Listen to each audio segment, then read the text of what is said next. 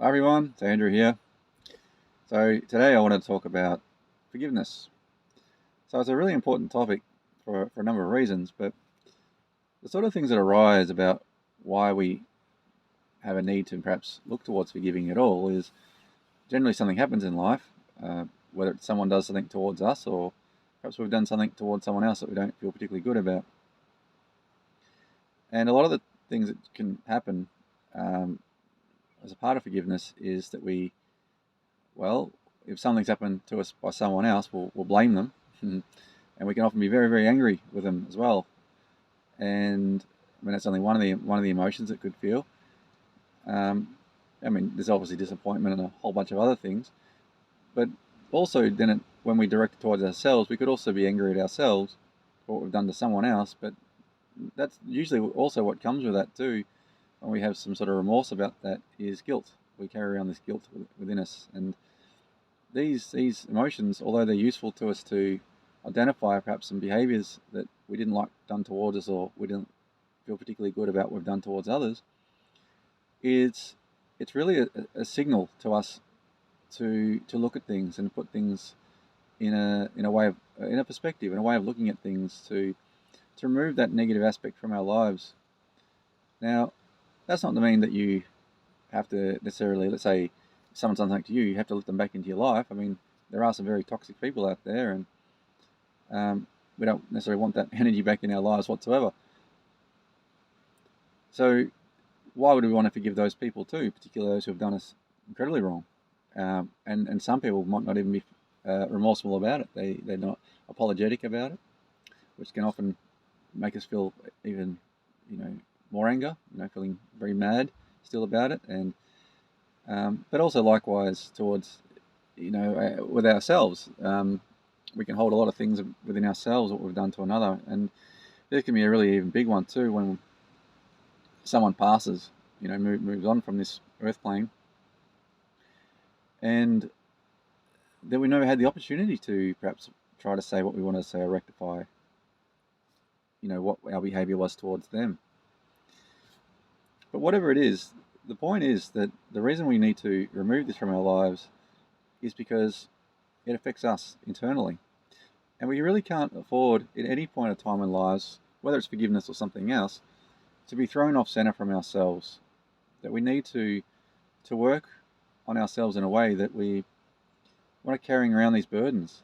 And they are burdens. And what can happen and does happen is that if people carry around enough of these things for long enough in their lives, it manifests in their lives as illness in one way or another. Um, and often you can even see it on people's faces who have a lot of bitterness in their lives. They have sour thoughts about themselves, about the world, about others, about everything. And you can see it on their face, particularly as they get older. You can really see it carved into the lines of their face, this sourness and bitterness. And it's not so much that the cosmetic aspect of how we look is the problem. That's not the problem, but it's what's going on inside of ourselves, inside of them. So, I mean, we only have control over ourselves at any point in time. But most people would probably be familiar with this term about when Jesus said, "Love thy neighbor, love thy neighbor as yourself," or something along those lines. And now, a lot of people don't really understand what was meant by that. How do I love somebody that I don't even like? But the thing is, it's not about that. It's not about loving terrible behavior. It's not about loving people who are just terrible towards us necessarily. We do this in a way that we have a perspective and look at things so we can find um, peace within inside ourselves. So we're loving other people, not for their behaviors, not for their actions, not even for, perhaps the terrible ego aspect that they're living out in their lives towards others as well, perhaps not just yourself. But we do it so we take the burden off ourselves. So that's really what Jesus was talking about here. You're loving your neighbor so you don't get out of tune with yourself. So you're not carrying around this burden of hatred or anger or bitterness or whatever it may be. That's the point. Now, how we go about doing that, there's different ways, I suppose, we could look at doing this. But really, a lot of the time, it's a perspective shift. And this is the same thing with pretty much anything in life. It's not the event where we can't change the event, and it's not the event that we can in fact change at all. But it's ourselves, and we do that through how we look at things. So, let's say somebody, took money from you. Okay, and I've had that happen a couple of times in my life, and large sums sometimes too. And it can be very unjust, unfair, indeed, and you can be very angry about that for a fair, which is fair to feel that way. But how about we look at it from a different perspective and say, well, okay, I didn't like the outcome, and I really didn't like what that person or people did. But at the same time, rather than being so caught on the money, for instance, you think, because that's what happens. We make all of these things about not only what the person's done, but now the symbol of what the money represents, and that you really needed it. And look, maybe you did really need it. I've at times really needed it, but there's nothing I could do. So, okay, maybe I had to make some adjustment to my life. But see, this is the perspective shift. It was like, well, through this event that's happened with this person or people, now I can look at this as them being a teacher to me. So what have they taught me? Perhaps they've taught me to be more mindful about my own money, so that won't happen again. What can I learn in that capacity? And the reason I bring this up about lessons, because pretty much everything in life, and life itself, is full of lessons. It's like, as I explain to people, it's like the earth is one big education center. Okay, so yes, we're here and we can just enjoy it as much as we like, but there's always lessons, there's always things happening, and when we realize that, especially when things repeat in our lives, there's often a lesson there that we need to learn. So we may learn things about ourselves, that if we look at any event in life as being quite, whether it says a negative experience, and at times it certainly can be, but as I said, when we change our perspective and look at it thinking, well, forget about all the worldly way of looking at things, that the money means this, and all the material things. I'm not an anti-materialist, but what I'm trying to get at here is, if we look beyond the normal societal things, or all things that matter, and actually look at, well, this life is really full of a lot of lessons, and sometimes people who come in our lives are great teachers, and not in the way that we necessarily expected or even wanted, really. And that can be when they do something that's very unkind and very dishonest, or just spiteful, whatever it might be. And in fact, some of our greatest teachers, because they're showing us something where we perhaps needed to do some work, we needed to do some healing, or be a bit more mindful about things, or I said, like the money thing in regards as well, putting things in place so that doesn't happen again. Realizing the nature of people, that there are some shifty people out there sometimes too, that perhaps we know this in one sense, but we never thought it happened to us, and because of that, our naivety allowed this event to take place at all. So, in a sense, these events sometimes can teach us great lessons, and they're not always pleasant ones, but sometimes the greatest pain, generally the greatest pain, also gives us the greatest, knowledge and experience in anything. So these people, in one sense, have actually done us a favour. But also looking at them from another point of view is that everybody on this planet is at a different place in terms of their awareness, their values, their consciousness, their ethics, their morals, however you want to look at that.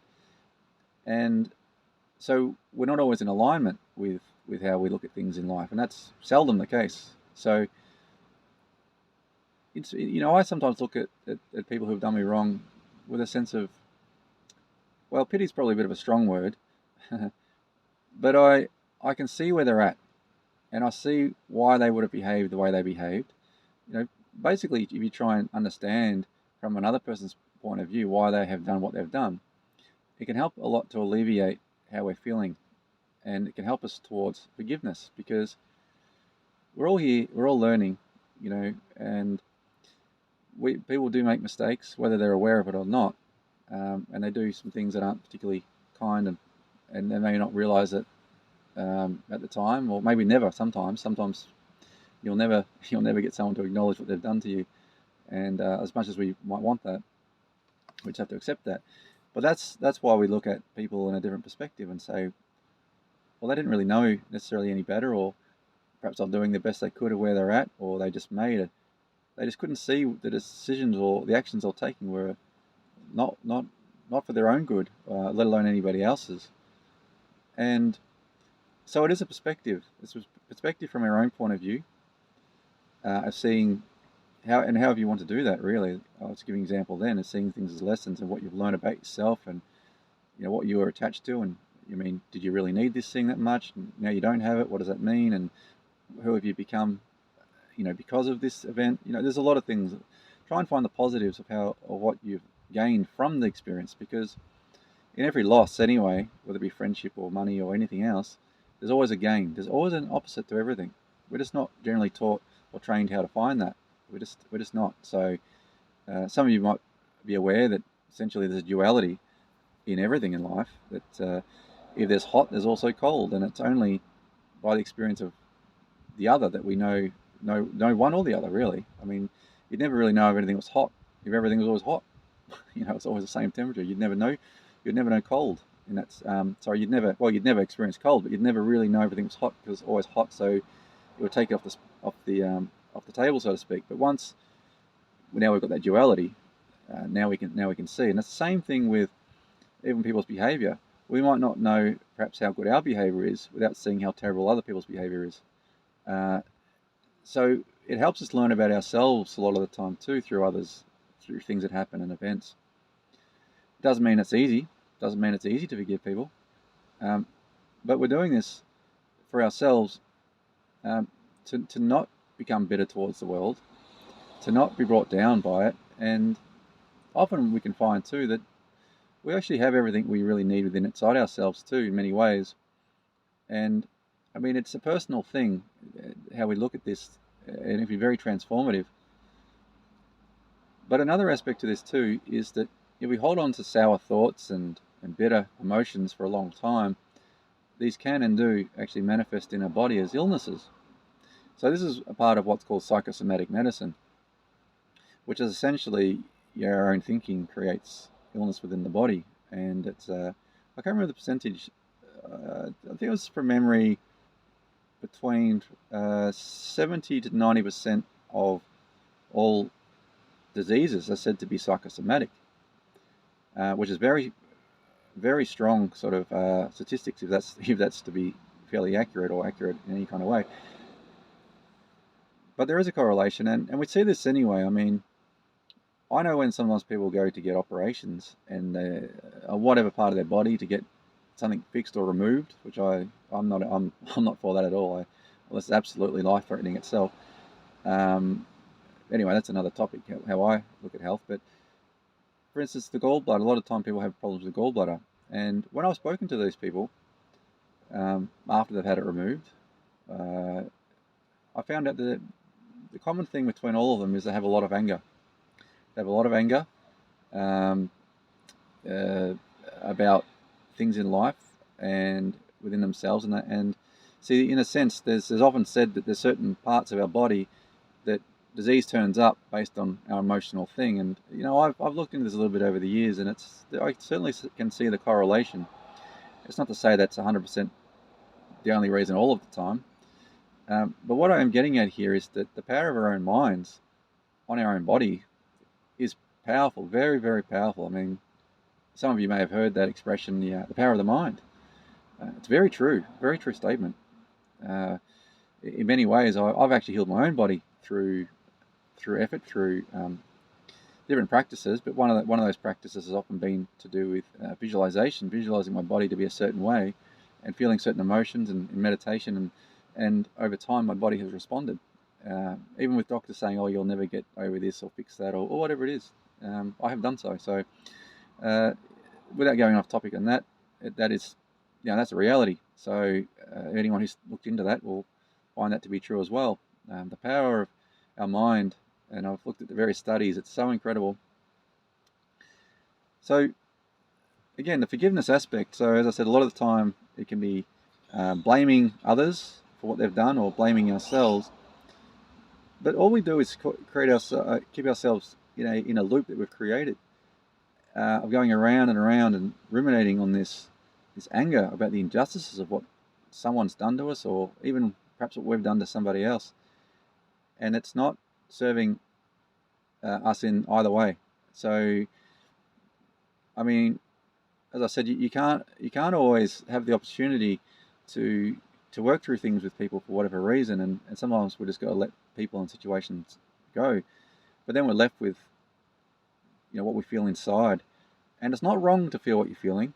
So don't think it's wrong to feel anger and bitterness. They're there for a reason, to show us something. And a lot of the time, as I said, it's personal many times about why we feel the things we do, but those emotions are there to show us something.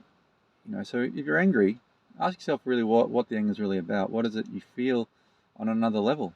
Why is that anger so prominent? I mean, it's pretty obvious in many ways a lot of the time with what happens with people, but really delving into that to understand that, so we can work towards forgiveness. Because it's not that easy just to say, "Oh, I'll just forgive everybody."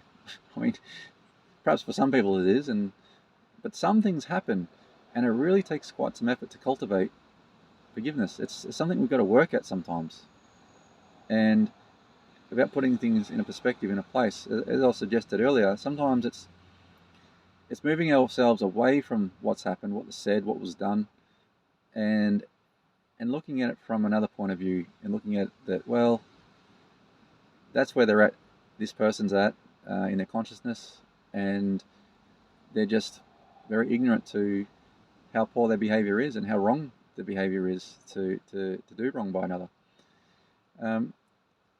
So that's that with other people, but then if we look at it within inside ourselves, this is where this can be even more challenging sometimes, when it's directed inwards at ourselves, and we blame ourselves for what we've done.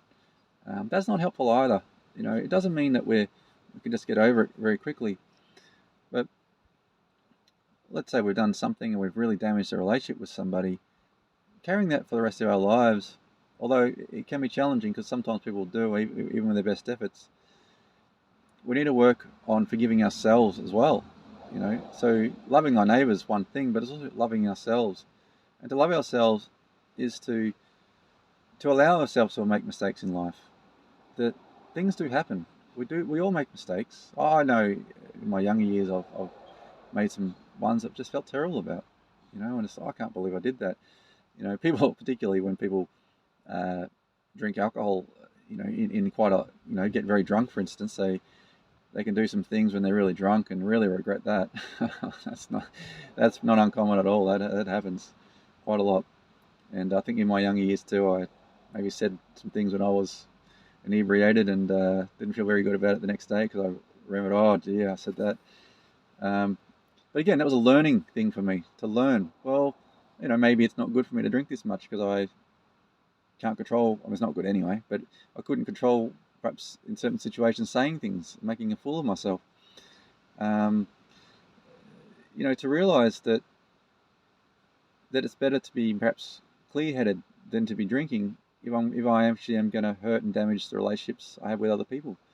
And it can show me, or show all of us, that well, people matter to me more than a vice or a bit of a thrill or whatever it might be. But as I said, it's always an individual thing, but carrying around bitterness and anger and shame and guilt within ourselves is not serving us either. Things happen in life. And most of the time, we're always just doing the best we can at wherever we're at with our own level of awareness. Doesn't mean it's the greatest outcome, doesn't mean it's the greatest decision, but it was the decision we made based on what we're feeling, what we knew at the time. And we've got to remember that. I did that, I didn't know what to do, I made this decision, and now I realise it wasn't the right one. But see, even in that, you've made a realisation that, oh, okay, I messed up here. But, I'm going to try and rectify that best I can, maybe, by apologising to somebody, if it's in that capacity. And sometimes we can't apologise, as I said, because someone may have passed away. But we can still close our eyes and think about that person, and do it that way, on more energetic level. And now that's still valid, despite what some people might be aware of or not. But we live in a universe where everything's interconnected, whether people are dead or not. It doesn't really matter, because it's just one big consciousness that we're living in. It's in quantum physics as well. There's an aspect called entanglement, and they've discovered that everything actually is absolutely interconnected with everything else. Actually, this is an interesting topic which I should really delve into in another video. But what I'm really trying to bring to your attention today is forgiveness. It's so important. It's important to give forgiveness towards others for your sake, not for theirs. Even if they don't deserve it, even if they're saying, I don't care what I've done to you, I'm happy that I've hurt you, I'm happy I ripped you off, I'm happy, or whatever it is, and they wish the worst on you. Again, that's coming from a perspective and looking at thinking, wow, this person really has really lost their way, in a sense, with any kind of humanity within them, at least in this capacity. And finding the forgiveness towards them for yourself, to realize that people are ignorant about things, about their actions, about their ways. And in a sense, it's to take the higher ground. You know, I often give this analogy, and I'm glad it's come to my mind now, that a lot of time people can't see where you're at. I know we could say that about everybody. In a sense, nobody can't really see where you're at. But let's say you're someone who's really seeking out wisdom, and you read a lot about wisdom, and you learn about it, and you apply it to your life. Well, it gives you a different perspective, a greater perspective about situations and people. And I have found this to absolutely be true throughout my own life, through studying great philosophy, whether it be Western or Eastern. And it has given me a different perspective. But I realize too, when I'm with other people, how they don't have the same perspective. They don't have the same awareness, the same growth. Because we can call it growth, really. It's about, in a sense, personal development, developing the mind, and a lot of people don't have it. So this analogy here is, it's like there's a mountain that you can climb up to go and see from the top. And let's say I've gotten about a quarter way up the mountain. As I'm a quarter way up, I've come above the trees, or say the jungle. I'm up there, and the trees are here, and I'm way up above the trees.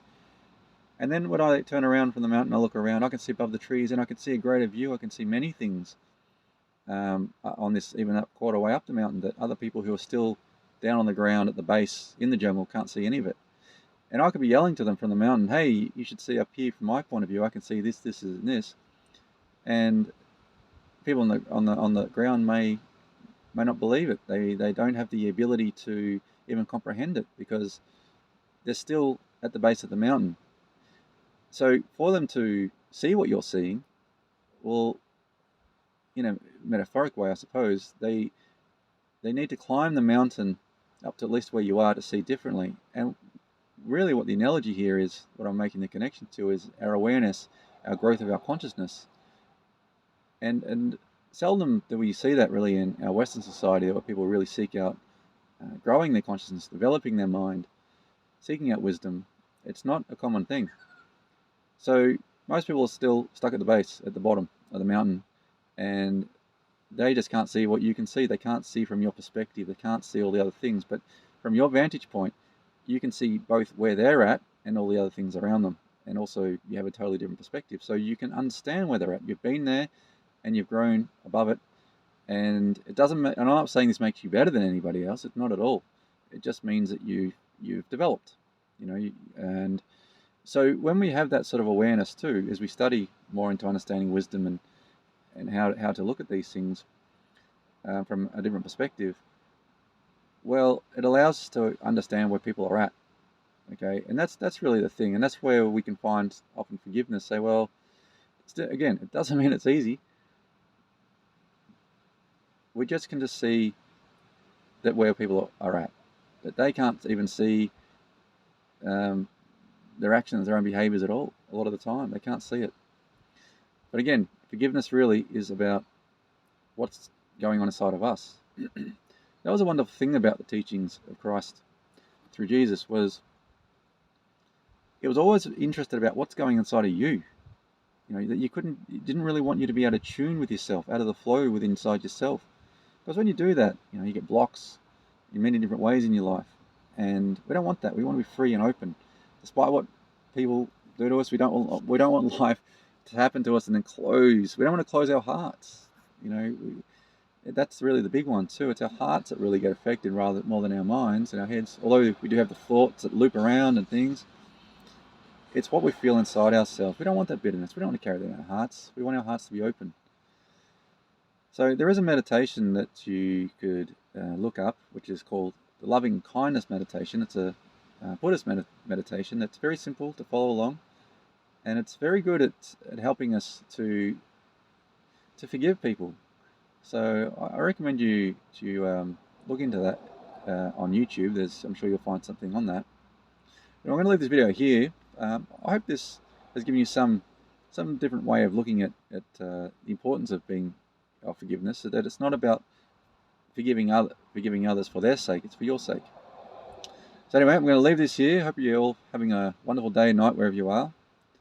And again, I always look forward to comments if you do leave them below, and respond as I can. And if anyone's interested in working with me one-on-one, my details are below in the description box. And I just hope you all have a wonderful day, and look forward to making the next video.